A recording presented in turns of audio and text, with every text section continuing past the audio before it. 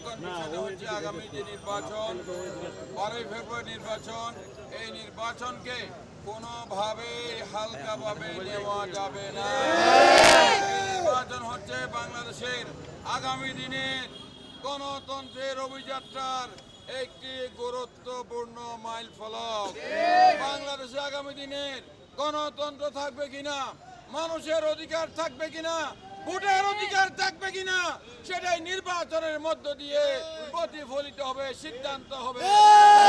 সংগ্রামী বন্ধুগণ, আত্মতুষ্টিতে না ভুগে নির্বাচনের রেজাল্ট পর্যন্ত আপনারা ভোট কেন্দ্রে থেকে মা বোনদেরকে নিয়ে গিয়ে ভোট দেবেন। জনগণের দুয়ারে দুয়ারে গিয়ে দানের শীষের দাওয়াত পৌঁছে দেবেন এবং নির্বাচনে বিজয় ছিনিয়ে আনবেন। জনগণের প্রতি আমাদের আস্থা আছে।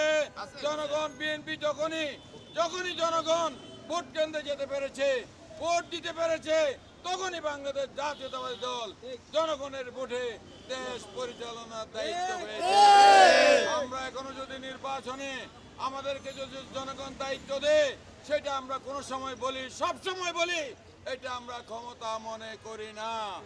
আমরা এটা জনগণের আমানত হিসাবে মনে করে জনগণের স্বার্থ রক্ষায়, এলাকার উন্নয়নে, মানুষের কথা বলার অধিকার, মানুষের সাংবিধানিক অধিকার, মানুষের যে অন্ন, বস্ত্র, শিক্ষা, চিকিৎসা, বাসস্থান, মৌলিক যে অধিকার, সেই অধিকারগুলো জনগণের মাঝে ফিরিয়ে দিতে, সন্ত্রাস মুক্ত চট্টগ্রাম নয় আসন করতে, চাঁদাবাজ মুক্ত চট্টগ্রাম নয় আসন করতে এবং ওই যে কিশোর গ্যাং মুক্ত, ইনশাল্লাহ মাদক মুক্ত চট্টগ্রাম নয় আমরা ইনশাল্লাহ গঠন করবো।